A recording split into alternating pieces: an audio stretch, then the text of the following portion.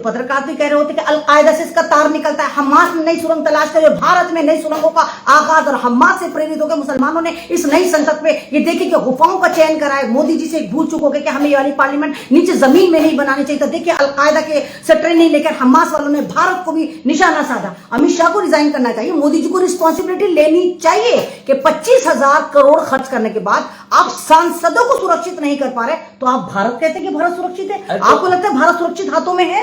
मुल्क की संसद पर हमला हो जाता है और अपोजिशन को डराने का काम करा जाता है और अपोजिशन को बोलने नहीं दिया जाता, और अगर वो बोलते तो उनको कह दिया जाता जाओ भाई तुम बाहर जाओ, तुम पार्लियामेंट में रहने लायक नहीं हो। गाजीपुर में बनारस में वो कहता था कि नितिन तो हमारा भगवान है, वो पूरा हनुमान का रूप है और वो हमास का एक आतंकवादी फिलिस्तीन को नस्तो नाबूद कर देगा, फिलिस्तीन पे हिंदू राष्ट्र बनाएंगे हम। हर मुसलमान ये सोचकर बैठा हुआ होता है कि हमें बीजेपी को हराना है। हमें नहीं हराना है बीजेपी को, हमें भारत को बचाना है, यहाँ के संविधान को बचाना है, यहाँ पर एक अमन अमान कायम करना है। दलित, आदिवासी, मुसलमान अगर तमाम माइनॉरिटीज एक हो जाए ना, सत्ता तो उखाड़ फेंकेंगे, एक बार हिम्मत तो करो। नमस्कार, मैं शंभू कुमार सिंह और आप देख रहे हैं नेशनल दस्तक। मेरे साथ खास मेहमान हैं, आप सब इनको जानते हैं, किसी परिचय की मोहताज नहीं है। ऐमन रिजवी साहब हैं। आज संसद में वही बातें हो रही थी जो सोशल मीडिया पर लिखा जाता है। आज संसद में सांसदों ने पूछा कि संसद कांड में अगर कोई मुसलमान होता तो, अगर कोई मुस्लिम सांसद ने पास बनवाया होता तो, या कोई विपक्षी दल का सांसद होता तो क्या होता। और वहीं रिजवी साहब के साथ एक अलग खबर है। सोचिए, कल दिल्ली में मुस्लिम समाज की एक बड़ी बैठक हुई थी। यूनाइटेड नेशन में इजराइल फिलिस्तीन को लेकर 153 देश अब इजराइल के खिलाफ और फिलिस्तीन के साथ है, जिस पर मैं लगातार आपको अपडेट भी दे रहा हूं। इन्होंने एक नई जानकारी दी है कि किस तरह से इजरायली फौज जो है वहां मारी जा रही है।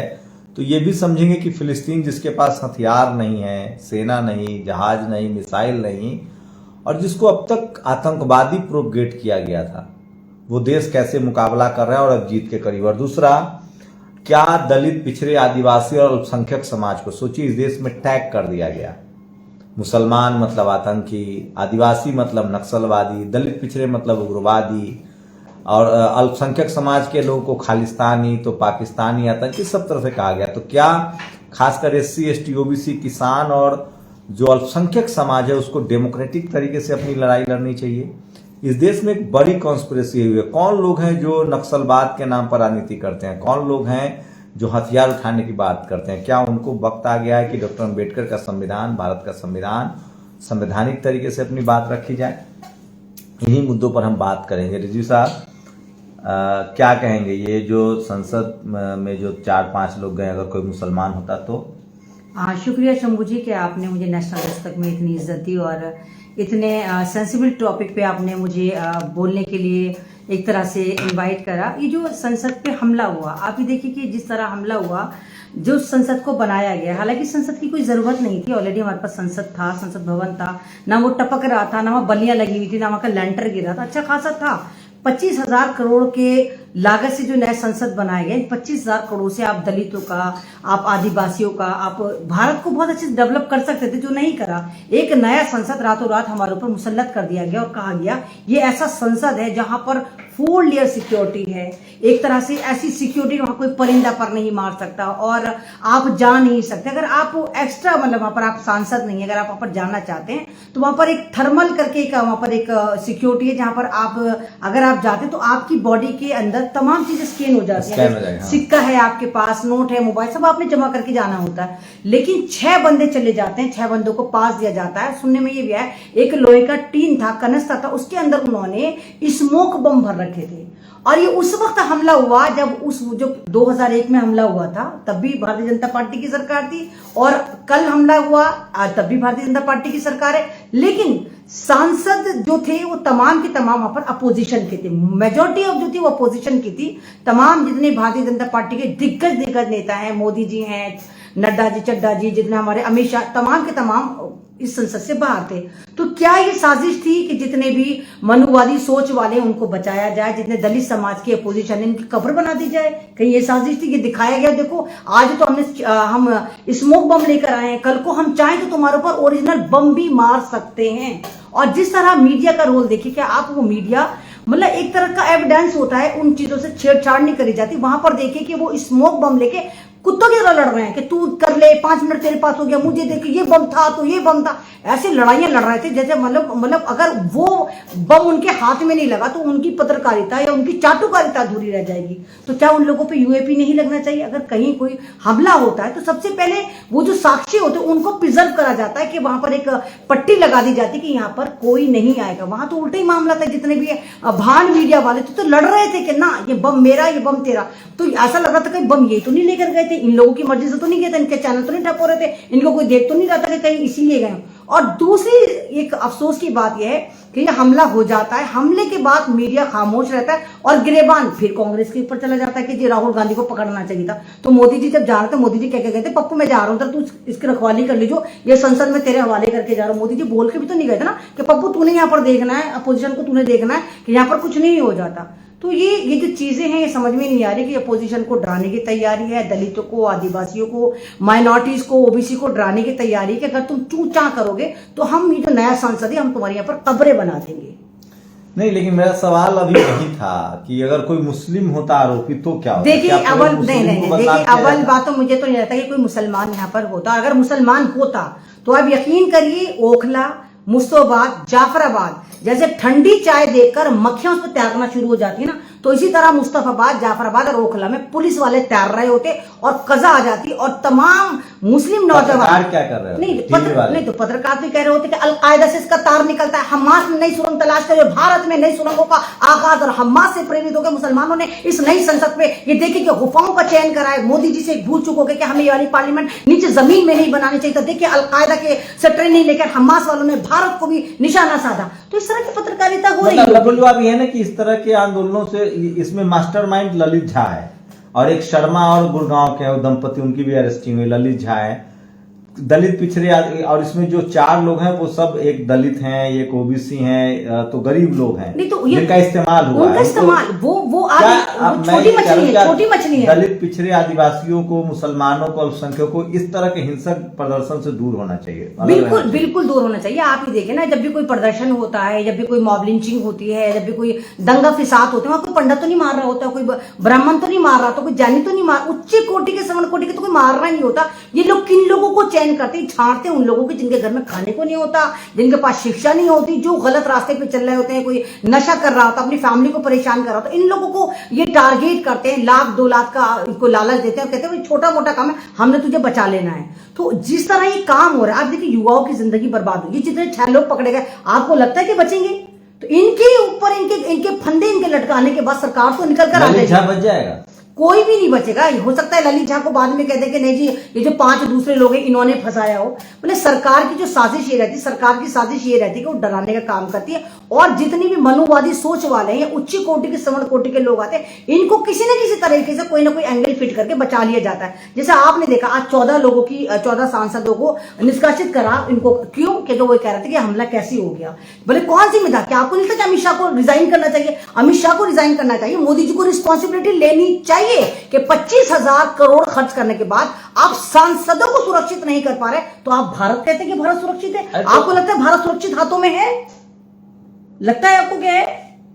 तो भारत भी मुझे नहीं लगता। जब हमारे मुल्क की संसद पर हमला हो जाता है और अपोजिशन को डराने का काम करा जाता है और अपोजिशन को बोलने नहीं दिया जाता, और अगर वो बोलते तो उनको कह दिया जाता जाओ भाई तुम बाहर जाओ, तुम पार्लियामेंट में रहने लायक नहीं हो। तो इससे पता चलता है कि देश जो है वो वाकई हिंदू राष्ट्र बन चुका। ऑफिशियली अनाउंसमेंट नहीं हुआ। आप जब भी हक की बात करते हैं आपको मारने की धमकी दी जाती है, आपको उड़ाने की धमकी दी जाती है, आप सही से बोल नहीं सकते, आपके चैनल को उड़ाने की धमकी जाती है। अगर चैनल में कोई पत्रकार है जो सरकार से सवाल कर रहा था, उसको धमकियां लगाने शुरू कर देते हैं। तो ये इस तरह नहीं होना चाहिए। मैं अभी खुद एक मैं सच में बताऊं, अभी एक लाइव मैंने करा था हिंदुस्तान, उस पे द नेशन वॉइस पे मैंने एक लाइव करा था, जो आपने देखी कि राजस्थान में जो एक बंदा है जो कह रहा है मार देंगे, काट देंगे, मुर्गे की दुकान नहीं होनी चाहिए, बंदा उसको धमकियां दे रहा है। वो वीडियो डिलीट करवा दी, पूरे पेज पे 6 वीडियो डिलीट करवा दी उस बंदे ने, और कहा मैं तुझे दिल्ली आके समझूंगा। तो अगर आप पत्रकारों को इस कदर डरा रहे हैं, आपको पता है कि स्ट्रीम चैनल में तो उनकी जबानें इतनी लंबी लंबी है कि वो चाट लेते हैं, सरकार को चाट रहे हैं, लेकिन जो सोशल मीडिया पर हक की आवाज दिखा रहे हैं आप लोग हैं, आप बड़ी मेहनत करते हैं, 24 घंटे तो आप स्टूडियो में बैठे रहते हैं, आपको नहीं पता कब सूरज निकला कब डूबा। तो ये आप जब समाज के लिए काम कर रहे होते ना, तो लोगों को भी समझना चाहिए कि आप काम क्या कर रहे हैं। आपकी इतनी शिकायतें हैं, भारत सरकार तो इजराइल फिलिस्तीन के मुद्दे पर फिलिस्तीन के साथ है। तो समझ में नहीं आता, मुझे तो समझ में यही नहीं आता कि भारत सरकार तो कहती है कि हम फिलिस्तीन के साथ है, लेकिन भक्त चिल्ला चिल्ला के कहते हैं कि हम इजराइल के साथ है और हमास का हर बच्चा, मतलब उनको फिलिस्तीन में मरने वाला हर बच्चा, न्यू बॉर्न बेबी, 5 साल का बच्चा, 80 साल का बुढ़ा, उनको हमास का लगता है। वो कहते हैं कि नहीं, फिलिस्तीन का एक एक बंदा, एक एक जनगण मर जाना चाहिए, वहां पर चरिंदे मर रहे हैं, दरिंदे मर रहे हैं। के कहने से क्या होगा, सरकार तो फिलिस्तीन के साथ है ना, वोटिंग यूनाइटेड नेशन ने वोट किया। आप एक बात बताइए, जब अगर सरकार फिलिस्तीन के साथ है तो फिर क्या वजह है कि फिलिस्तीन के फेवर में हमें यहाँ पर प्रोटेस्ट नहीं करने दिया जाता?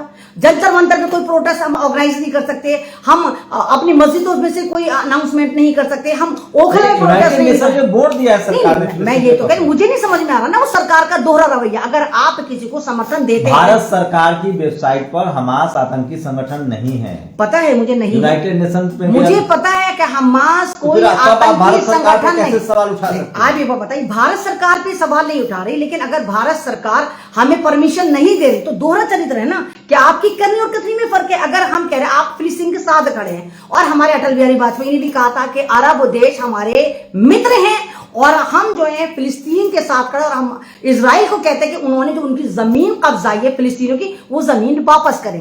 लेकिन अब जो सन 2014 की बात देख रही, ना मालूम कौन सा भारत आ गया कि यहाँ मोदी जी कहते हैं कि जी हम फिलिस्तीन के साथ खड़े, भक्त कहते हैं ना हम तो इजराइल के साथ खड़े, और इजराइल को कह रहे हैं कि जी हमारे भगवान है ये। नितिन याहू को बता रहे थे, अभी मुझे एक बंदा मिल गया था गाजीपुर में बनारस में, वो कहता था कि नितिन याहू तो हमारा भगवान है, वो पूरा हनुमान का रूप है, और वो हमास का एक आतंकवादी फिलिस्तीन को नस्तो नाबूद कर देगा, फिलिस्तीन पे हिंदू राष्ट्र बनाएंगे हम। मतलब समझ में नहीं आता कहां से लाते हैं इतना ज्ञान, कहां से इतनी बेवकूफ कैसे हो सकती है कोई कम्युनिटी पढ़ लिख के इतनी बेवकूफ। मतलब एक एडवोकेट था, इतनी बहस कर रहा था मुझसे इस बात पे कि नहीं हम हिंदू राष्ट्र फिलिस्तीन तक बनाएंगे। कहां से बनाएंगे फिलिस्तीन तक? तो क्या मुस्लिम समाज कांग्रेस के साथ जाएगा इस बार?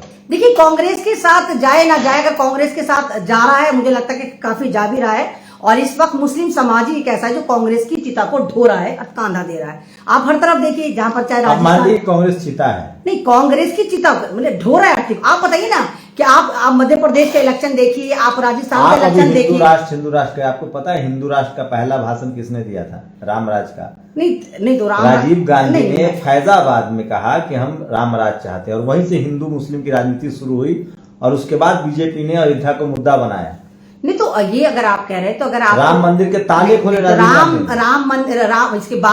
राम मंदिर के ताले नहीं खोले, बाबरी मस्जिद के ताले खोले। बाबरी मस्जिद का ताला राजीव गांधी ने खोला, और बाबरी मस्जिद में उसको पहला शिलान्यास जो था वो राजीव गांधी ने कराया, दूसरा शिलान्यास तो अभी मोदी जी ने कराया। और राम मंदिर पे हमेशा जो पॉलिटिक्स करी हिंदू मुस्लिम पे जो करी वो कांग्रेस ने करी, लेकिन कांग्रेस को ये नहीं पता था कि आने वाले दौर में हमसे ही बड़ा हमारा बाप कोई पैदा होगा, बीजेपी। सबसे ज्यादा सांप्रदायिक दंगे, मुजफ्फरपुर दंगा, बिहार का 75,000 दंगे, गोधरा दंगा, ये सब कौन था? कांग्रेस की सारे मोदी जी के राज में एक दंगा बताइए। नहीं, मोदी जी की सरकार में एक भी दंगा नहीं हुआ, मैं इस वाली बात को एडमिट करती हूँ। लेकिन मोदी जी की सरकार में हिंदू मुसलमान अलग कर दिए गए, एक दीवार पैदा कर दी गई। मुसलमान नहीं, मुसलमान सबसे आईएएस, मोदी जी जब से आए मुसलमान आईएएस बन रहा है। मुसलमान सब, अभी कॉलेज दिल्ली यूनिवर्सिटी में 6 मुसलमान की प्रोफेसर की नियुक्ति लगी है। मैं ये नहीं कह रही क्या वो होगा, वो पढ़े मोदी जी का सरकार नहीं होगी, काम देखिएगा ना, पढ़ लिख कांग्रेस ने क्या किया? आज खड़गे ने खुद कहा, सुनिए, खड़गे ने कहा है कि जितने सवर्ण नेता हैं कांग्रेस के, वो नहीं चाहते कि जाति जनगणना हो। कांग्रेस और बीजेपी में आपको बीजेपी क्यों खराब लगता है? मुझे कोई एक एग्जांपल दीजिए। मैंने क्या कहा, मैं तो खुद कह रही हूँ सन 2014 में बीजेपी को मैंने वोट करा था। मैंने सोचा था मोदी जी मैं नहीं करा था सन 2000, मैं तो खुला कह रही है। सन 2014 में मैंने बीजेपी को वोट करा था, ये सोच के करा था कि चाय वाले और हम किचन वाले अच्छा तालमेल बैठेगा, हमारा किचन सेफ रहेगा। लेकिन उसके बाद जिस तरह इन्होंने बैक टू बैक मुसलमानों की मॉब लिंचिंग करनी शुरू करी, और एक हिंदू मुस्लिम दाढ़ी मुसलमानों की मॉब लिंचिंग हो गई, मॉब लिंचिंग चाहे हजार नरसंहार होते थे। नरसंहार बात आप ये, एक मॉब लिंचिंग आप एक बंदे को मार देते हैं कोई बात नहीं, लेकिन बंदे को जब आप मारते हैं उसको एक इस तरह आप एक कॉमन बम बना देते कि मुसलमान है, ये दाढ़ी वाला है, ये टोपी वाला है, ये आतंकवादी है। मुझे एवं नहीं, सुनिए, मुझे सिर्फ विरोध के लिए विरोध में मुझे आंकड़ा दीजिए, 1,000 मुस्लिम, गोधरा में कितने मुसलमान मारे गए? केंद्र में बीजेपी की कांग्रेस की पता है मुझे, हजारों मारे गए। मुजफ्फरनगर में कांग्रेस, मेरठ में मारे गए, हाशिमपुरा कांड में बहुत सारे मारे गए, लेकिन वहां पर हिंदू मुस्लिम में नहीं मारे जाते थे कि मुसलमानों को गाली दी जाए। मैं ये भी मानती हूँ कि तमाम जितने भी कानूनों, अच्छा वो दंगे ठीक थे, नहीं कांग्रेस वाले दंगे ठीक थे? मैंने तो कहा ठीक थे दंगे, मतलब तो आप योगी के सरकार में, मोदी के सरकार में मुझे एक दंगा बताइए ना भाई। नहीं, दंगा नहीं बनाया ना आपने, लेकिन आपने हिंदू मुस्लिम को पाट दिया। आप फेसबुक पे जाकर देखिए कितने अजीब अजीब पोस्ट होती हैं कि मुल्ला को पाकिस्तान भेजो, मुल्ला ऐसे होते हैं,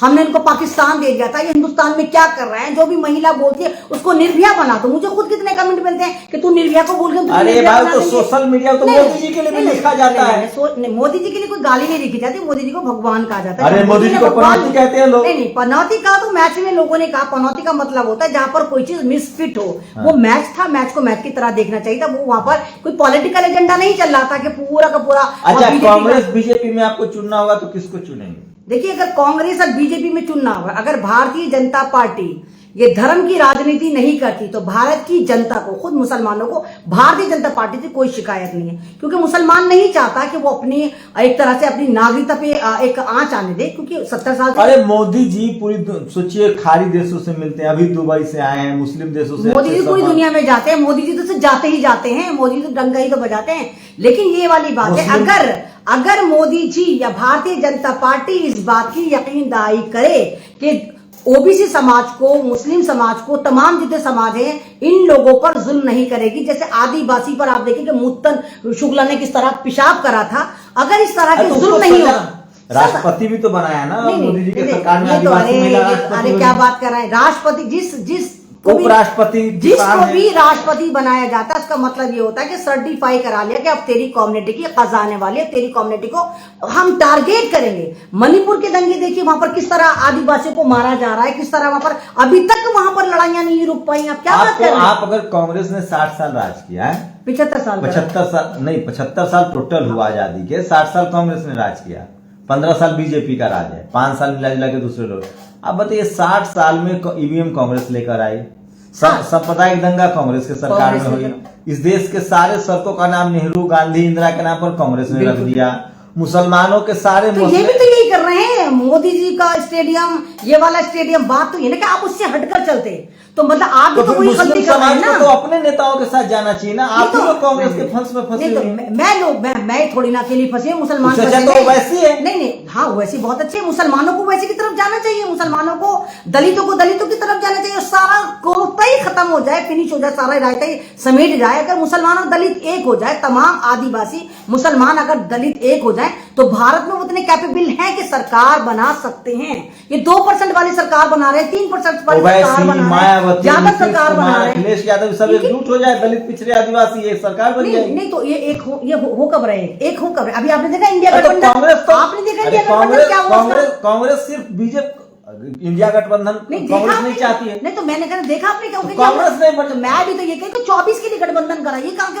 अरे रिजवी जी, कांग्रेस चाहती है, खड़गे ने आज कहा है, कांग्रेस चाहती है कि या तो बीजेपी की सरकार हो या मेरी सरकार हो, कोई दलित, पिछड़ा, आदिवासी को बी टीम कहती है, जबकि बी टीम तो कांग्रेस है। वो तो मैं तो खुद ये कह रही हूँ, जब आपने इंडिया गठबंधन बनाया था, आपने इंडिया गठबंधन बनाया, बी टीम ओवैसी है, मायावती है कि कांग्रेस है? देखिए, ना तो ओवैसी साहब है ना मायावती है, मुझे तो कहीं ना कहीं दोनों आपस में लगते हैं। मैं तो पहले, आप तो अब कह रहे हैं, मैं तो एनआरसी से कह रही हूँ, प्रदेश में गठबंधन किया कांग्रेस ने। एक सिक्के के दो पहलू, एक तरफ बीजेपी और एक तरफ कांग्रेस है। या तो मुस्लिम समाज तो कांग्रेस पर जान छिड़कता है, फिदा है, कांग्रेस के वोट से ही तो चल रही है। हाँ, तो मैं तो खुद ही कह रही हूँ कि मुसलमानों की दम पर ही कांग्रेस चले, उसके बावजूद मुसलमानों को कोई पुरसाने हाल नहीं है। उसके बाद भी ओवैसी को बी टीम का खिताब मिलता है, जबकि जहां पर भी ओवैसी गए हैं तो उन्होंने जिसको हराया है, तो वो सामने वाला जो बंदा हुआ ना, वो बीजेपी का हुआ, वो कोई कांग्रेस का नहीं था, वो कोई यादव का नहीं था। मैं बता रहा हूँ, मध्य प्रदेश में जितने सवर्णों को टिकट कांग्रेस ने दिया उतने बीजेपी ने दिया। हिंदुत्व का मुद्दा कमलनाथ का भी था, बीजेपी का भी था। ये सॉफ्ट हिंदू पे चलना है, वो हार्ड हिंदू पे चलना है। कांग्रेस भी तो हिंदुत्व पे चल रही है। तो मतलब मुस्लिम समाज को सॉफ्ट हिंदुत्व से कोई दिक्कत, कांग्रेस वाले हिंदुत्व से मैंने कांग्रेस को कुछ कहा ही नहीं। मैं कह रही हूँ कांग्रेस की गलती है कि कांग्रेस भी हिंदुत्व पे चल रही है। वो मोदी को राम बना रहे हैं, भगवान बना रहे हैं। 2014 में एक एंटनी ने कहा कि कांग्रेस इसलिए हारी क्योंकि प्रो मुस्लिम दिख रही थी। नहीं, वो 14 में क्या होता? आप कांग्रेस की राजनीति से सहमत है? मैं कांग्रेस की राजनीति से बिल्कुल भी सहमत नहीं हूँ।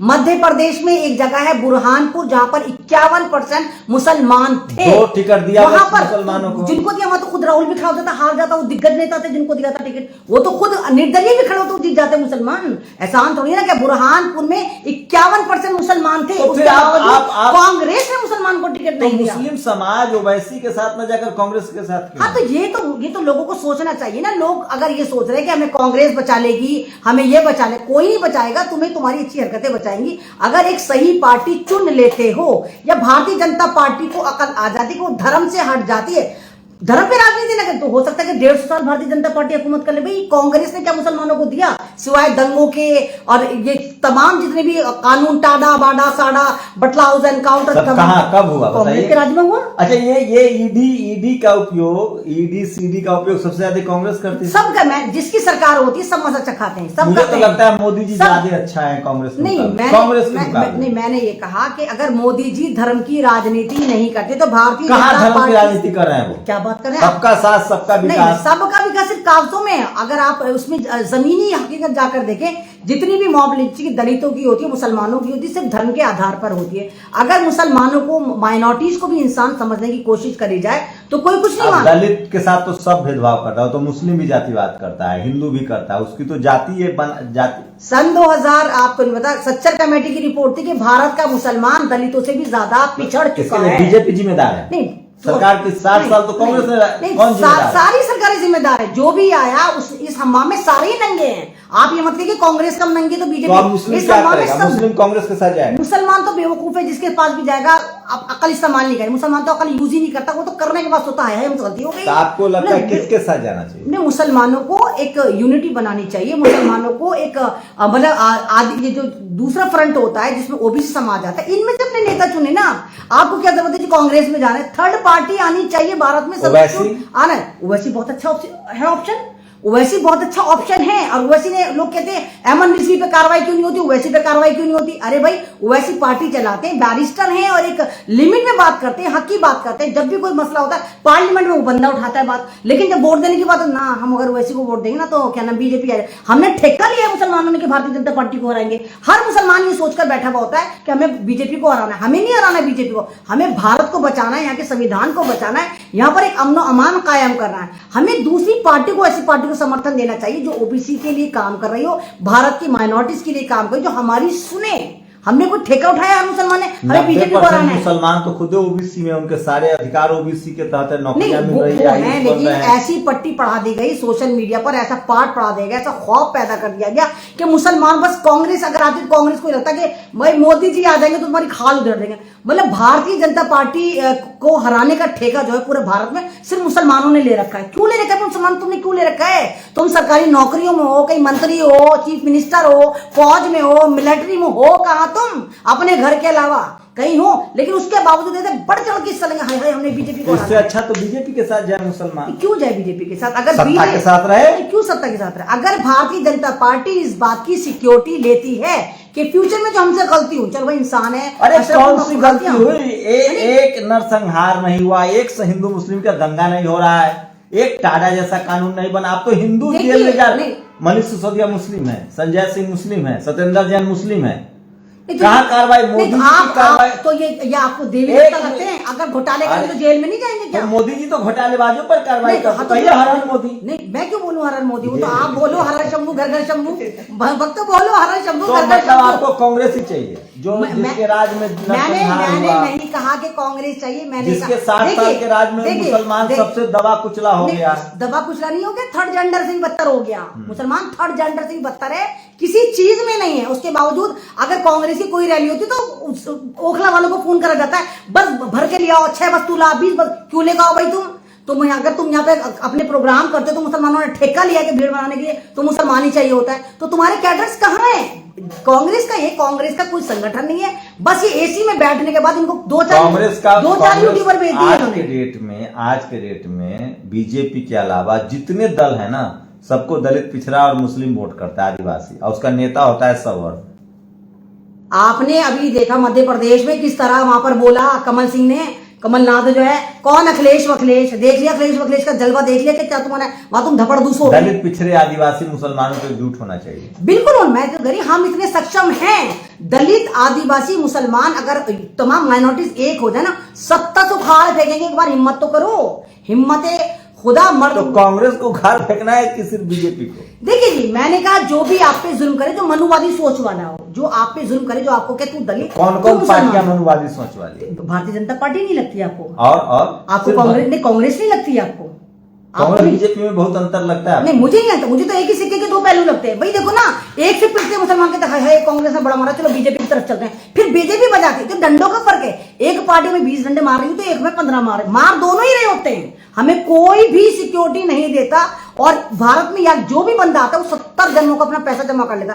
आपने देखा अमेरिका के, आप ये देखिएगा अमेरिका के जो प्रेसिडेंट है, जाएगा 2024 में? जाना चाहिए, नहीं जाएगा मुझे नहीं मालूम, लेकिन अगर वो अपनी अकल खोलता है तो उसको मुसलमानों को ओवैसी साहब के साथ जाना चाहिए, नहीं तो मायावती जी के साथ जाना चाहिए, या अदर दूसरी पार्टियां जो उनके साथ जाना चाहिए। लेकिन इन दो पार्टियों के साथ नहीं जाना चाहिए, क्योंकि ये पार्टी आपको बर्बाद कर रही है, आपका यूज कर रही है। सवाल है कि 75 साल की आजादी के बाद, जिसमें से लगभग 70 सालों तक कांग्रेस बीजेपी ने राज किया, और जिन लोगों का, जिन समाज का, जिन कम्युनिटी का शोषण हुआ, विकास नहीं हुआ, वो आखिर इनको जिम्मेदार क्यों न माने? कांग्रेस ने 60 साल राज किया है। वो तमाम, मैं फिर कह रहा हूं, दलित, पिछड़े, आदिवासियों के खिलाफ जांच होती थी जब कांग्रेस की सरकार थी, जेलों में डाल दिया जाता था। मोदी जी के राज में बस इतना हो रहा है कि जाति नहीं देखी जा रही है, धर्म नहीं देखा जा रहा है, पार्टी देखी जा रही है। जितने अपोजिशन की पार्टियां हैं सबकी जांच होती है। तो ये एमएम रिजवी साहब था, इनकी अपनी राय थी, आप लोग अपनी प्रतिक्रिया दीजिए। मैं फिर कह रहा हूं, फैक्ट पर बात कीजिए, सिर्फ विरोध के लिए विरोध मत कीजिए। और मैं आपको एक सलाह दे रहा हूं, अगर आप दलित, पिछड़े, आदिवासी, अल्पसंख्यक समाज से हैं तो किसी भी तरह के हिंसक आंदोलन से दूर रहिए। इस देश में नक्सलवाद के नाम पर आदिवासी समाज को फंसाया गया, आतंकवाद के नाम पर मुसलमानों को फंसाया जाता है, पिछड़ों को, दलितों को उग्रवाद के नाम पर फंसाया जाता है, किसानों को तो खालिस्तानी तक कहा गया। किसी भी तरह के हिंसक प्रदर्शन से दूर रहिए। मुझे पूरा यकीन है भारत का संविधान आपको सारा रास्ता देता है। वोट के तौर पे संवैधानिक तरीके से अपने हक अधिकार की बात उठाइए, वो ज्यादा बेहतर रास्ता है बेहतर मुल्क के लिए। शुक्रिया रिजवी जी हमारे साथ जुड़ने के लिए। आप लोग अपनी प्रतिक्रिया जरूर दीजिए। नेशनल दस्तक की आपसे गुजारिश है कि अगर इसको बचाना चाहते हैं तो नेशनल दस्तक को सब्सक्राइब करने के लिए रेड कलर के सब्सक्राइब बटन को दबाएं, फिर बेल आइकन की घंटी दबाएं। नेशनल दस्तक को बचाने के लिए बहुत जरूरी है कि हर खबर को शेयर करें, लाइक करें, कमेंट जरूर करें।